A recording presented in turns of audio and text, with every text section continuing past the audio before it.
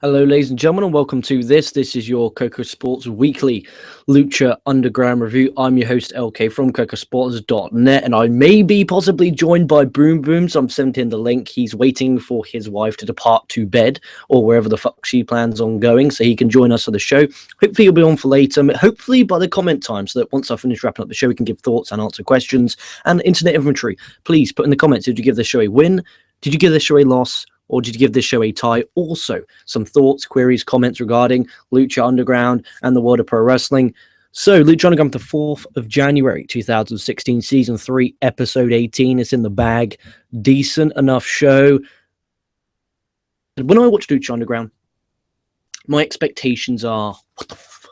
Like, when I watch, Monday Night Raw and SmackDown, they're like, When I watch Lucha Underground, it's, woof.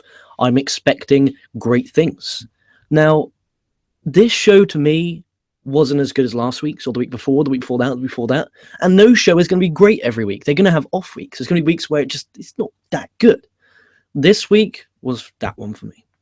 I'm going to give this show a strong tie.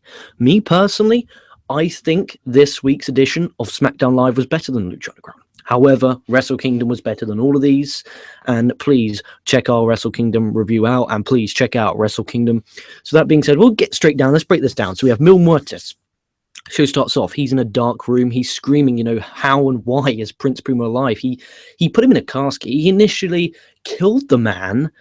He pretty much buried him in a casket, and got sent away. And basically, Katrina says, it's Vampiro. So to get to Puma, he's going to have to go through Vampiro. She then walks away. Jeremiah Crane then whispers in her ear that, last week he beat the one that she loves. She says he's not, that being Mil, the one she loves. Questions. A great vignette there. Really well shot, really well done. Mil Muertes looks angry. He looks pissed off. So we now know we've got to look out for him in this program. Not only that, we're continuing Jeremiah Crane and Katrina, and we now know that Katrina doesn't love Mil Muertes, but does that mean she loves Jeremiah Crane? Is she leading him on? Is it all a trap? What the fuck is going on with this? And it's interesting now, in one way, she could do a surprise. Now, what would be a really great surprise?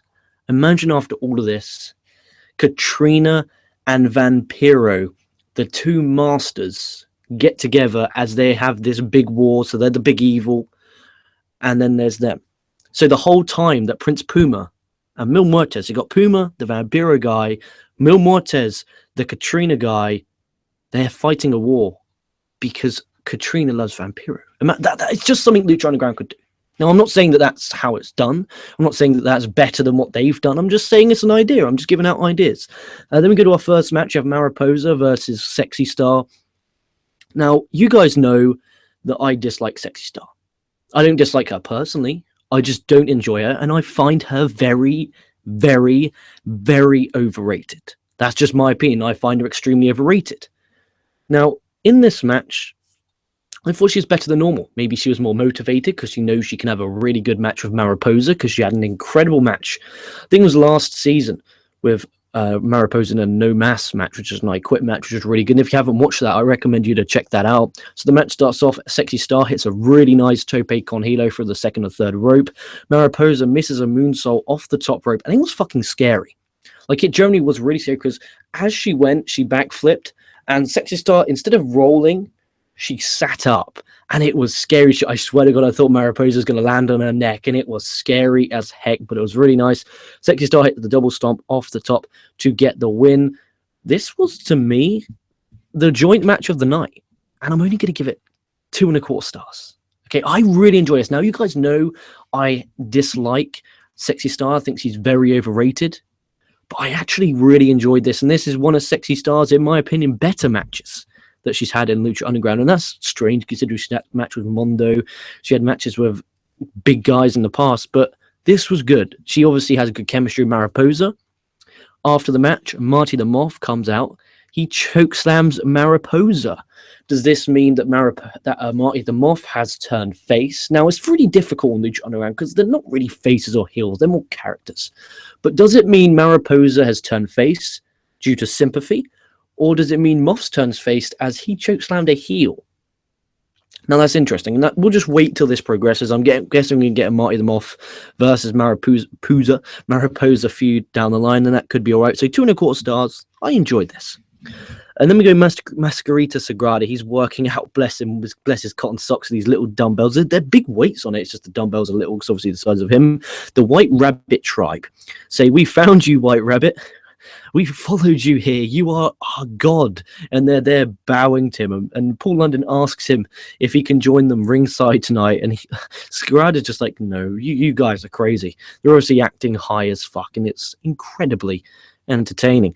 Now, I could give this show a tie, but everything I've read out so far, I've actually put over. But anyway, then we have the Rabbit Tribe versus Pindar, Vibora, and Drago. I think I got their names right. Ka-ching. Do you remember, if any of you know, I'm fairly young, so I'm 20 years old.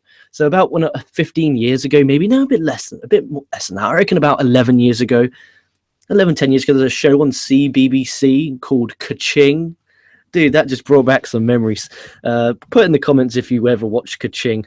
Maybe you're really old and had a kid who watched it, or maybe it's still on CBBC. I don't know. That's a kids TV channel in the UK. So Rabbit Tribe, which is Paul London and Tura versus Drago, Pindar, and Vibora. Drago is Cobra Moon's slave. Now he's got this chain around his neck, and she's yanking him on the way to the ring. Because obviously a few weeks ago she abducted him. The Snake Tribe, I like to call them, abducted him, and it's really strange. There was this awesome spot where the Rabbit Tribe, they all hold hands, and Drago's right in the center of the ring. Now they go around him, and they all go round in a massive circle, and it just makes you dizzy, and it's just absolutely fucking hilarious because these guys are stoned off their heads. At least that's what they're portraying. I hope they're actually not, because that's extremely unsafe, but it was funny. London gets the double tag. So when he gets the hot tag, he don't do that because he's so fucking nice. Double tag. Really, really fun. Little touches like that I find hilarious.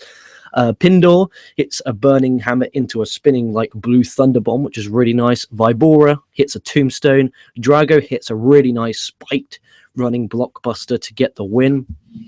Post-match, Aerostar Phoenix, obviously they are the trio's tag team champions with Drago. They come out to beat on the Snake Tribe. Phoenix and Star, they finally do make the save. They untie Drago from the chain that had around his neck. And I loved how they did this. Excuse me. Drago was stood there, and he had this confused look on his face. Like, oh shit, like, who are these people? As if he'd been brainwashed. And it was really cool. And I'm thinking to myself, okay, the obvious thing would have been done is to just have Drago turn heel, beat on Phoenix, beat on Aerostar, but he didn't. And I thought that was great, because hopefully they leave it a bit longer, until you think, oh, there's no way Drago's going to turn, and then boom, they can get you. And I think that would be really good. The match was okay. Really wasn't a good match. And the thing is with these shows, there wasn't a really good match on the show, which is really shocking for Lucha. Like, Lucha Underground always has a really good match on it, at least one. Here, there wasn't. This is 2 stars. This is a standard, good wrestling match. There's nothing on this show, guys, that is bad. There's just nothing on this show that is excellent to great. And that's a compliment to the Lucha Underground guys. Like, they're so good normally that when they're not amazing, they get a tie. And that's the standard that I have with Lucha Underground. So 2 stars, still good stuff and good storytelling. It just didn't have the magic. And then this pissed me off. Well, firstly it did. So Mack's working out what the fuck he's doing. Dario comes in and he goes, "Mack, daddy, can I call you that?" It's absolutely fucking hilarious. Mack's like, "No, you'll call me champ." But Dario says, "No, this match will no longer be a title match." And he says the winner of tonight's match will pick the stipulation for a future Lucha Underground title match. That really pissed me off, because why couldn't you have done that to kick off the show? Leaving that right to the end. I was excited for a Lucha Underground title match with the Mack and Johnny Mundo. Booms, you're alive. You caught me just as I am at Dario talking to Mack Daddy. Ah, the Mack. Yeah, that was a good episode of Lucha Underground. I'm kind of sad that they're hitting the mid-season finale next week, but at least they're doing a build-up for it. So your win-loss tie, Booms. I was a tie. I was a strong tie. What'd you give it? Win-loss tie. I think I'm going to go weak win. I mean, I guess the reason I would give it a weak win is because I'm more so just bummed out that they're going to do a mid-season finale, and I don't know how long it's going to take them. Then they're going to wrap up the rest of season 3, and then they immediately have to go into production for season 4, and God knows when that's going to air. Yeah, I don't know. I'm happy about that. I like having like mid-season finales because then that gives everyone the chance to catch up. Because I got one friend who's like, yeah, I really like Lucha Underground. It's just they get so far ahead because it's weekly, and they like watch because WWE is a habit. Like people watch WWE because it's a habit. Whereas people non-Lucha Underground fans will watch every now and then, and it's kind of a show where it's all about storytelling. So you need to know these characters. So hopefully it gives everyone a chance to catch up. Do you know how long of a break they're going to take? I had no clue. Oh, that's a strange one. They didn't really promote it last week. It was only this week that they were promoting it, really, wasn't it? No, I think it was last week, I think is when they first mentioned that they were going to do a mid-season finale. Oh, well, we'll just have to look forward to that next week, a mini little pay-per-view. That would be pretty cool. So anyway, as Dario was talking to Mack Daddy, he said that the winner of the match tonight will pick the stipulation for the future championship match. I didn't like that at all. I did not like that at all. Yeah, I think that, I would be the biggest hypocrite. I would be the biggest hypocrite if I came on it. Exactly. Imagine how much of a hypocrite I would have been if I came on here after slating W for promoting AJ and James Ellsworth and not delivering. So I have to. And I love Lucha Underground more than a straight man should, but it's true. I was not happy about this. I was fuming. For the first time, I showed anger towards the writing of Lucha Underground because if you did this to kick off the show, I'd be like, okay, you didn't promote it all night. It was promoted all night. It was fucking promoted all night. The commentary mentioned it. There was backstage vignettes building to this, and to just slide it from under you, bit of a douchey move, but hey ho, bless their cotton socks. So then we went to the main event. We had Johnny Mundo versus the Mack, winner pick stipulation. The highlight for me was when Mack hit the slam and Stryker called it the Big Woody Slam. That made me chuckle. Apart from that, it was nothing really. Mundo got the win with a low blow and a roll up. And then after the match, the Worldwide Underground, they beat on the Mack. Mundo cut a promo calling him a fat piece of crap and said the stipulation is a match that's all night long. Mil Muertes and Katrina came out. Worldwide Underground got the fuck out of there. Mil beats the fuck out of Vampiro. Puma comes out to make the save. Vampiro then tells Puma to leave just before Mil Muertes hits the flatliner to Vampiro. Good end to the show. I liked it. But the match, I really did not like. It bored the tears out. It fucking bored me to pieces. I don't know what you found with that. Well, I don't think the match necessarily bored me to death. It was just I had the rug yanked out from under me. It's like I honestly thought what they were going to do was they were going to have the title match, and I thought, well, realistically, I think Johnny Mundo is going to retain, and then the next week they would be like have a lot of things come to head. They would have maybe they would bring back the Black Lotus tribe. Maybe they would reveal who was tormenting Sexy Star. Maybe they, what's this training with Prince Puma and Vampiro. There's probably some more stuff I'm forgetting now that's going on right now. And I thought, okay, they're going to build up some stuff. They're going to have one hell of a cliffhanger, and then it's going to leave us in suspense. And we're going to come back and we're going to see a resolution and then plow through to the end of the season. But no, we were promised a title match, and they go, yeah, we're going to have that match, but it's going to be next week. But you guys are going to wrestle, and the winner gets to choose the stipulation. And that's one of my pet peeves about professional wrestling is, oh yeah, you got to beat the champion so you can have another match, but this time it'll be for the title. I'm like, that makes no sense. It didn't, because if you pick the stipulation, if the Mack picked a stipulation, it doesn't benefit him more than it benefits Mundo. Like, how does All Night Long benefit Mundo more than the Mack? It doesn't make a difference. I didn't like that. If you're in a match with, say, Shawn Michaels versus Yokozuna, and it was winner pick stipulation. Okay, Shawn Michaels at that time, back then, the man with the ladder match. And Shawn Michaels gone, I pick a ladder match. Yokozuna, you can't climb the ladder. That way, you're saying, okay, that stipulation match now means something because it could affect the WWE title match next week. Whereas here, All Night Long, that doesn't mean shit. Unless you say, oh, well, the Mack's chubby, or a fat piece of crap, as Johnny Mundo puts it, then that means he won't be able to go all night long. But we've seen him have long matches. So we have seen this guy go long, so we know he can go long, so it doesn't affect anything. And what is a all fucking night long match anyway? It's an Iron Man match. Okay, so how long are they going to go? Is it going to go the whole hour? Yeah, But it's going to go it's going to go as long as it's going to go for the length of the Lucha Underground show, which is, after you factor in commercials, it's like 45 minutes. Okay, roughly. so okay, so say they go an hour in the temple and then they edit it down to 45 minutes. Okay, but does anyone really care? Like, as a mid-season finale, the build has been make me angry. That's been the build. The build has been, oh, we're gonna promise it. Fuck you, no, you can have it next week. That's a fucking WWE move pulled there. I didn't like that one bit. Now, I enjoyed all the backstage vignettes in the show. I enjoyed the Mil Muertes beatdown with Vampiro. I did enjoy that. But apart from that, this show really didn't do it for me. Like, the 6-man tag didn't really do much for me. I liked the storytelling. The match itself wasn't very good. Well, it wasn't bad. It was just, with Lucha Underground, every show has that one amazing match, and this show just didn't have it. That's probably what it is.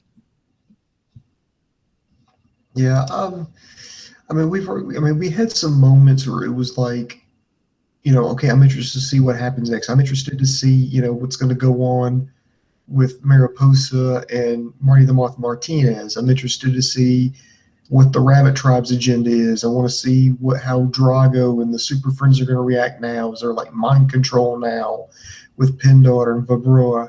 I want to see where that goes. But I don't know if I got confidence in Johnny Mundo, because he was in the first ever all night long match with Prince Puma. So I know he can go for the whole hour. I don't know if the Mack can. Dude, right. That guy can go an hour. I can put money on the fact that guy can go an hour. Like, we've seen him in long matches. I think he can. Especially with Mundo. Like, Mundo can do half the work, and he can do half the work. It's an hour match, so you don't have to go balls to the wall for 30 minutes. You go balls to the wall for 20, rest yourself up for a few minutes, get the crowd heat. Yeah, I reckon he can. My money on it. They wouldn't put him in the match if they didn't believe he could, or even asked him. I highly doubt they will put him in the match if he's going to blow up. Well, let's just see where it goes. Exactly. We'll go to some live comments, and then Booms, you can just chat to yourself for a while. And I'm joking. I don't know what we'll do. Right, so Andy Paps, very low live viewership for this show. Lucha Underground normally gets us high viewership. Maybe people are just bummed from Wrestle Kingdom. So Andy Paps, some comments. Yeah, so they didn't watch Lucha Underground, so why did they watch Lucha Underground review? And I understand that, and that makes sense. Andy Paps says, win. My favorite match was the main event, and I'm so happy TNA got sold. By the way, Andy Paps, baby. So, yeah, I didn't like the main event. I mean, if you did, Andy Paps, more power to you. I really didn't enjoy the main event. Did you like it, Booms? Like, what? Like, if you could give that a star rating, I gave it like a 1.5 stars, 2 stars. What would you give it? I'd give it about a 2-star. 2 stars. So it's an average match. So yeah, TNA. Yeah, what's your thoughts on the TNA getting sold? Because Dave covered it. I covered it before this. And what's your thoughts on it? I think it's the right thing for TNA. I think that's the best thing for them, is to have a fresh start. You have Dixie Carter take a step back. You bring in, dude, she's got. I know she's like a minority owner now. I don't think she's gone like completely, as far as like creative input, yes. But as far as like, completely, back in Nashville, no, I think she's still like a minority owner of the company. She is. I think what I read was she's a minority stakeholder, which means she does own part of the company. However, she's now moved on and working for the Anthem Fight Group. So she'll be developing in other countries like India and UK because she had connections. So she will not be touching that TNA product, which makes me extremely happy. There will be a TNA review tomorrow, as well as a New Japan New Year Dash review tomorrow. So Andy Paps, you watching TNA right now, there will be a TNA review tomorrow, so come. Be there. What else have we got? SmackDown was definitely better. That's from Andy Paps. I completely agree. SmackDown this week was better than Lucha Underground, and that's a thing I never thought I'd hear me say. Andy Paps says, as of right... Do you feel like... I was going to ask, do you feel like Dean Ambrose winning the Intercontinental Championship is like the consolation prize? What do you mean? Well, I mean, he had this long program with AJ Styles to win the... Like, he lost the WWE Championship, had a long program with AJ Styles to win it back. He didn't do it. He just switched opponents to the Miz because fuck it, why not? They got his girlfriend involved in this one, and now he's the Intercontinental Champion. And I'm just like, it's like once you're competing automatic, like if you're competing for the WWE Championship, and then your next major, and the very next thing you do is feud with the champion below him, and you win that. I mean, it's just kind of like, okay, you're not good enough to beat the World Heavyweight Champion, but you're good enough to beat the Intercontinental Champion. You kind of got, second place. You see, I don't know, because I liked it, because we're going to now get Ambrose Miz again, I'm guessing, at the Rumble with some sort of stipulation. I like it because this feels personal, and if Miz defeated Ambrose on SmackDown, there would be no need for a rematch. So by having Ambrose win, you're guaranteed a rematch at Rumble. Now, I'm guessing there must be some creative behind this. Maybe they get Renee Young involved. Maybe they get both Renee Young and The Miz, and it's a mixed tag at the Royal Rumble. That is possible. No, well, I don't think there's any plans to have Renee Young get involved physically in matches, like even wrestling. No, you see... I don't know if she's even trained. Yeah, but she doesn't have to take... Before shows, they set up the ring. They go, Renee, this is how you take a bump. Boom, boom, boom. Do it. Boom, boom. There you go. If they say all you have to do is come in, hit a forearm on Maurice and take one bump, that's fine, surely. No, I'm not expecting Renee Young and Maurice to go out there and put on a 5-star clinic. I'm asking them to stand on the tag rope, get a tag in every now and then. Maybe she can slap Miz. Then Miz pulls her by the hair. Dean Ambrose then beats the shit out of Miz. Maurice slaps Renee Young. They then have a cat fight. Get Joey Styles back in there. Not to say anything racist or anything like that. Just to scream, cat fight. And there you go. Everyone's happy. But I like you said, I highly doubt they'll go down the route of a mixed tag. Andy Paps then says, what have we got here? As of right now, TNA is a weak tie. Oh dear, no. Oh dear. Andy Paps says, I hope Prince Puma and Pentagon Dark battle over the world title soon. That'll be awesome. Who the fuck is the world champ? It's Johnny Mundo in it. We just talked about it for about fucking 30 minutes. I mean, it depends. It really depends. I wouldn't just mind seeing Pentagon Dark and Prince Puma wrestling anyway, because they can talk about Vampiro and bring Vampiro into this. I think that would be pretty awesome. What's we got? The White Rabbit Tribe are fucking nutty. That I'll agree with. Giving TNA a week win now. Okay, so the show finished and he gave it a week win. That makes me extremely satisfied and excited for tomorrow's TNA. Or tonight's anyway. Rennie Soms put Lucha Underground will be on hiatus for a couple of months, is what he's hearing. Okay. What about that, Booms? A couple of months. How will you live with that? If they were going to do that, I would say go ahead and get out of the way in December. Yeah, but then take like a break, just like have like the week before Thanksgiving. Go ahead and take your break.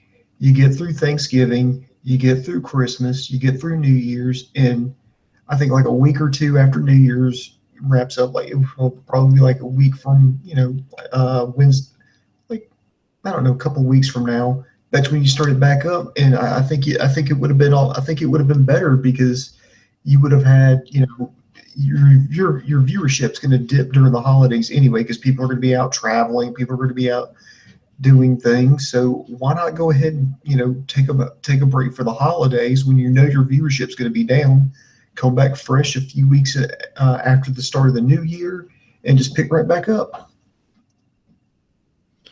Yeah. I mean, they that's what I thought, and especially in January, it's the WrestleMania season, isn't it? So there's going to be more fans watching the product. So, especially with the Royal Rumble, because that's a big draw for everyone alive. So it does make sense for Lucha Underground to be around then. But hey, maybe I hope that they put at least like reruns of shows on during this time. Chances are they're going to restart. They'll just kind of restart from episode 1 in season 3. Okay, that's cool. At least there's something on so that fans watching can. Chances are that's what they'll do. Rennie Soms then puts New Japan, CMLL, and RH are sticking together against W, invading their turf with their brand. You talked about this recently. Oh, no. this is a scary thing, because on earlier show, LK Live, I talked about WWE signing loads of Chinese wrestlers because they're obviously setting up a WWE China, because they're going to do a WWE UK, WWE China, WWE Hong Kong, WWE Gandhi Penis. They're going to do everything. Now these guys, these New Japan, these Ring of Honors, these CMLLs, they need to fucking stick together and fucking sign talent down, lock them down, work together, trade them between, make them megastars, so that they don't get monopolized by the scumbags of the earth, Vince McCunn. That's the worry. And I pray that they do stick together. But with that being said, it is a concern. It's WWE, and it's WWE and their scumbags, and it's a worry. Now, you haven't really talked about this, but do you think this is an issue, or aren't you really fazed by it? No, I think competition's always good. Silly. You should be scared. I want to hear panicking. Think about this, yeah? So WWE has a W United Kingdom. They're signing up the top guys from the UK. They got 16 of the very best of the UK. Okay? That means Progress cannot use those 16 wrestlers anymore. ICW cannot use those 16 wrestlers, so that means ICW won't be selling as many tickets, which means they'll have to go out of business. Same as Progress. They are trying to kill that. If they can do that in the UK, they then go over to Mexico. Comfortable spot in that chair and stay there. I'm here in that chair. I didn't know. Jesus H. fucking Christ. So, normally I wouldn't have stopped, but that earlier on, but that was a really loud one. I apologize for stopping. I should have carried on. I apologize. Yeah, you should have. I'm an earwigging son of a bitch. Anyway, we're talking about, so think about that. So they go over to England, they take the top guys, and those top guys are signed to a weekly deal with WWE UK. They now can't work for these other companies. So now that means that those companies can't use them, which means they're going to have to build new stars quickly, but they can't, because now everyone's going, oh no, I would go to ICW on Saturday, but WWE UK is around the corner, so I'm going to go watch that weekly. Like it will kill the industry. It really, really will. Imagine that everywhere. Imagine that going to China, being in China, France, Germany, Belgium, Belarus, Gandhi, Gandhi's penis. They'll do something. It's scary. That is really fucking scary. They go to Mexico. They then get Mexicans. They gradually take off the CML guys. They take the AAA guys, have a WWE Mexico. It could be dangerous. And it's not competition. It's brutality and killing other companies. Like, Progress are all right because they could just get imports in and they're really good at building stars. But what about an IPW UK? WWE comes in, takes their top guys. Well, they left with. They now can't sell tickets because their top guys are with WWE. People in the UK will then be buying WWE UK tickets instead of buying tickets for these shows. It is dangerous. It's very dangerous. It really is. And it scares me a lot. And you will wake up one day, look on your Twitter and see, boom, company shut down. Boom, company shut down. Boom, company shut down. And it's fucking scary. Well, I'm not going to say that I disagree, but I don't agree with you. Okay. Are they going to set? I mean, they're going to have. Here's what's going to happen. With this UK tournament, it's just going to highlight people who live there in the United Kingdom. I do think a lot of things were misleading. WWE said, "Oh no, it's not going to affect their booking dates. It's not going to affect their ability to work with any promotions." That's a lie. That's a lie. What culture? Which I don't follow. They've already have to release 4 people. Yeah, that's 4 people already gone. Yeah, that's what I was going to bring up. Like Trent said and Pete Dunne, they can't work for What Culture right now because of conflicts. They can't. So that was just a flat out lie. But I like it because they're going to highlight people that at least people over here in the States we wouldn't normally get to see. So we get to see them. And exactly. So those people you just mentioned, they will not be checking out the Progress, the Rev Pro, the ICW, because they're now too busy watching the UK WWE version, which is scary. Because before they're like, UK, I might check that out. But now it's like, I will watch WWE to get my UK taste. Not so fast, my friend. And that is wrong. I'm going to have to, I got to Corso you. Hear me out here. But are they going to hire everyone? No, they're not. I mean, look at the Cruiserweight Classic. They brought in 32 cruiserweights. Yes, they hired a bunch of them, but they didn't hire all of them. They didn't hire the Mack. Yeah, but that's different. That's all over. They've hired. they've hired 18 people. Okay, 18 already because there's 2 alternates. 18. Now they're the top guys. You know, Trent Seven and Wolfgang. You know, Pete Dunne. That's 3 of the top guys in the UK. Will Ospreay is now flip-flopping and flying it all around the world. The UK, you know, he does Rev Pro and Progress. That's about it. And IPW. So that being said, the Wolfgang is your ICW World Champion right now. Trent Seven was the #1 contender for the ICW World Champion. You know, that's a lot of talent gone already. That affects ICW. That's their main event fucking scene gone. They've now quickly got to regroup, build someone else up, or they're in the shitter. It is dangerous. It is very dangerous. And I was on here with it was the I think it was either the Armageddon or Roadblock of the show's called, and me and Rantin went on a 30-minute talk about this and how in about 5 years, if they scoop up in 5 years all of the best talent, imagine how dangerous that really is.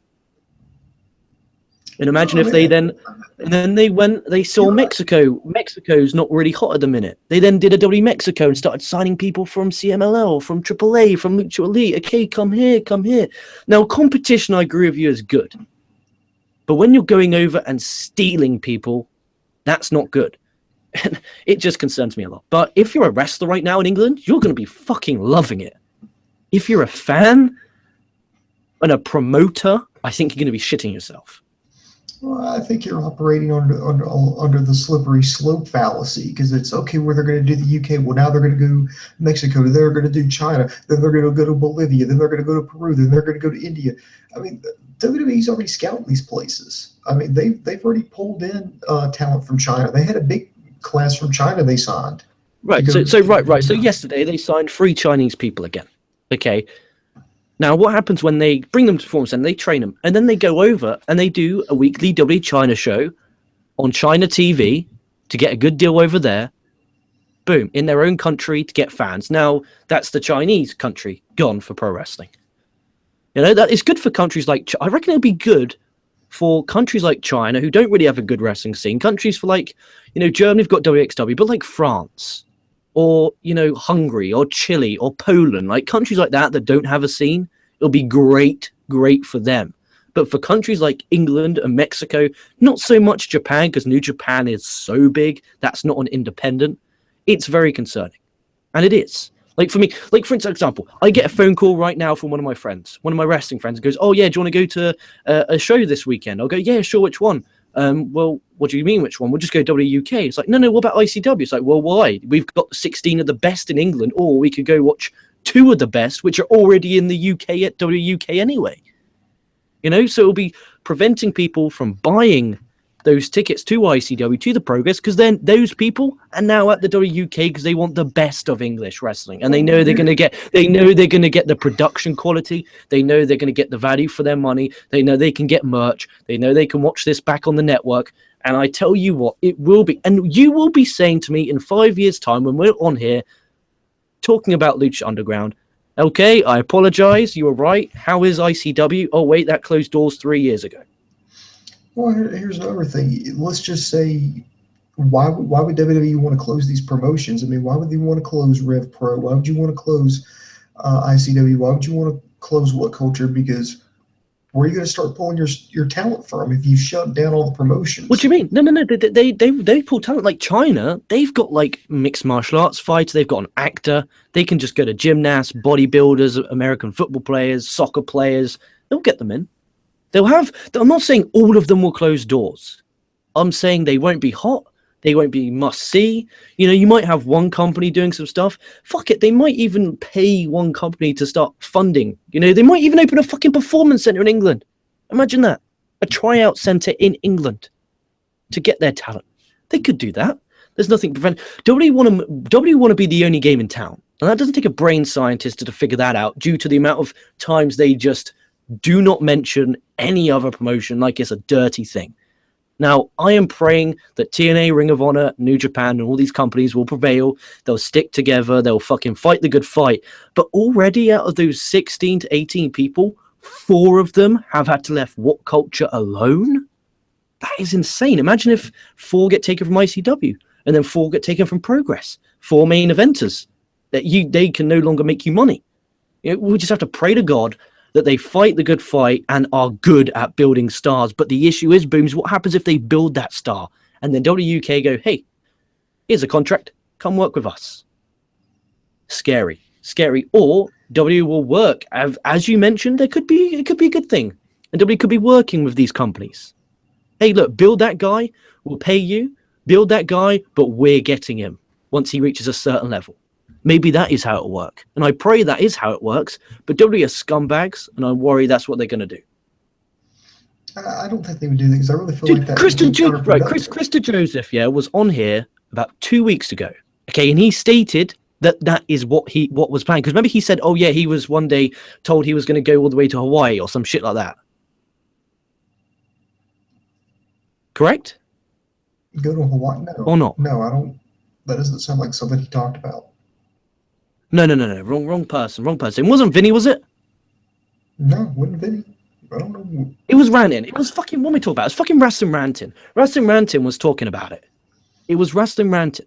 And he stated that it's scary. It really is scary. You know? And it is really fucking petrifying. And it worries me that they will do this. It really fucking will. Oh, Jesus H. Christ. But at least we got some more live comments. Mm-hmm. Lucha Underground. Blah, blah, blah. Next week's show will be good. Apparently that's for Lucha Underground. Yep. We got... Oh, no. Did you just give me a spoiler? Did you just send me a spoiler? I haven't seen anything. Oh, that might have been Sammy who sent me a spoiler. I won't read that on air because I don't want to kill people's enjoyment. What we got? Andy Papp says New Japan, Ring of Honor, CMLL, and probably Rev Pro will band together and fend off WWE. That's what I'm hoping and praying for. And he also says the main event saved TNA. Okay, at least I've got a main event to look forward to. Rinny Som says, I'm hearing in the future, LK, that TNA and AAA may join forces for future projects and events. That sounds cool to me. I have no issue with that. What else have we got here? That would be awesome, Rinny Soms. Andy Paps, why do I feel like the WUK isn't going to live up to the hype? Dude, I don't know, because it's a style that's different. It may be different. The way it's shot might be different. You may not enjoy it, but who knows? Andy Papp says W is trying to become McDonald's. Why didn't W just do a W Europe? Because they want to take each country individually because they're scumbags. Mark Andrews left TNA for WWE UK. So there you are. They're taking them from TNA as well. That's insane. So I want to thank you all for the live comments. Booms, any lasting words before we get off this air? Check out our reviews of New Japan's Wrestle Kingdom 11. It was an absolutely phenomenal show. Dave Koco made his infamous return. Koco's got some news up on our YouTube page, so like, subscribe to us here. You can also follow us on Facebook and Twitter. And we're working on our home site right now. We're going to get ready to do an upgrade to KocoSports.com. KocoSports.net takes you to the same place. Hopefully some changes there. Dude, I've already done it. I've already done it. I've updated all the news. I've updated the podcast section. So the easiest way to find us is to go to KocoSports.net. I did a news story on the Dixie Carter. I did the New Japan Wrestle Kingdom results, uploaded the review. So just head over to KocoSports.net. Show us some love over there. Thanks for watching the YouTube. Next video will be a New Japan New Year's Dash show, as well as a TNA review. That'll be tomorrow. Then Saturday, I've got a style battle review from Flow Slam. And then Sunday, I'm going to do the Full Impact Pro review. Monday back on Raw, Tuesday back on SmackDown, etc., etc. So a busy week as always. Thank you to the new subscribers who subscribed over this week. We jumped about 20 subscribers. Thank you very much. And thank you, Dave, for coming back. He'll be back at the end of January full time once his internet is installed in his apartment / prostitution / whorehouse. Thank you very much for watching. Booms, thanks for joining us on comment time. It was fun. It was a pleasure. Live listeners, thank you very much. Post listeners, thank you very much. Stay safe, stay well, because it's a fucked up world out there. Oh, we'll both be catching your asses down the line.